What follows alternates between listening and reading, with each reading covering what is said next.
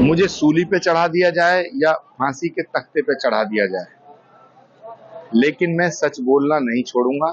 मैं किसी भी पद की लालसा में राष्ट्र और राम से अलग नहीं हो सकता। जितने राष्ट्र प्रेमी हैं, जितने इस देश को प्यार करने वाले लोग हैं, जितने सच्चे देशभक्त हैं, उन्हें नरेंद्र मोदी का साथ देना चाहिए। अब विपक्ष में भारतीय संस्कृति, भारत की सभ्यता, भारत के संस्कारों के विरोधियों का एक गैंग बन गया है। सो कॉल्ड सेक्युलर लीडर जितने भी हैं, ये नरेंद्र मोदी से इतनी नफरत करते हैं कि नरेंद्र मोदी से नफरत करते करते अब ये भारत के गौरव और भारत के इतिहास और भारत की संस्कृति से नफरत करने लगे।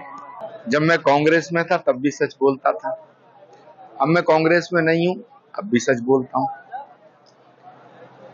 सच बोलने वाले किसी सजा से नहीं डरते।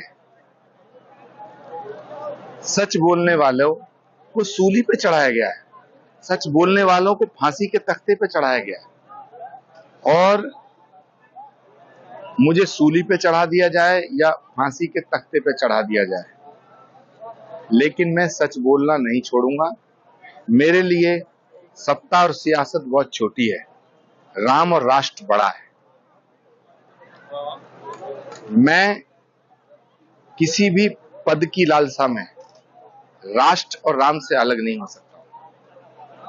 मैं राम और राष्ट्र से समझौता नहीं कर सकता। जो सनातन का विरोध करेगा मैं उसका विरोध करूंगा, जो राम का विरोध करेगा मैं उसका विरोध करूंगा, जो राष्ट्र का विरोध करेगा मैं उसका विरोध करूंगा। और ये जो वर्तमान का विपक्ष है, ये राष्ट्र द्रोह का कार्य कर रहा है। इसीलिए मैं ये कहना चाहता हूं कि जितने राष्ट्र प्रेमी हैं, जितने इस देश को प्यार करने वाले लोग हैं, जितने सच्चे देशभक्त हैं, उन्हें नरेंद्र मोदी का साथ देना चाहिए। मोदी जी ने कहा है कि एक एजेंडा कांग्रेस का सामने आया है कि जो विरासत है उस विरासत पर कांग्रेस कर लगाना चाहती है। देखिए, सिर्फ कांग्रेस नहीं, जितने भी विपक्षी नेताओं का एक ग्रुप बन गया, एक गैंग बन गया है। अब इसमें वो कर्पूरी ठाकुर जी, जयप्रकाश नारायण जी, राम मनोहर लोहिया जी, चौधरी चरण सिंह जी, जो विरोधी नेता हुआ करते थे, अटल बिहारी वाजपेयी जी, एक दूसरे का सम्मान किया करते थे, वो सब नहीं रह गए। अब विपक्ष में भारतीय संस्कृति, भारत की सभ्यता, भारत के संस्कारों के विरोधियों का एक गैंग बन गया है। कि नरेंद्र मोदी को हटाना भी चाहता है, नरेंद्र मोदी को मिटाना भी चाहता है।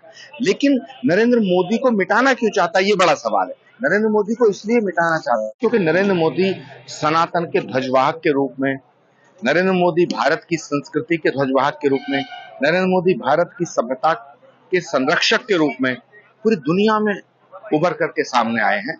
इसलिए इनका जो बैर है नरेंद्र मोदी से है, लेकिन नरेंद्र मोदी से क्यों है, वो इसलिए है कि ये भारतीय संस्कृति के दुश्मन है।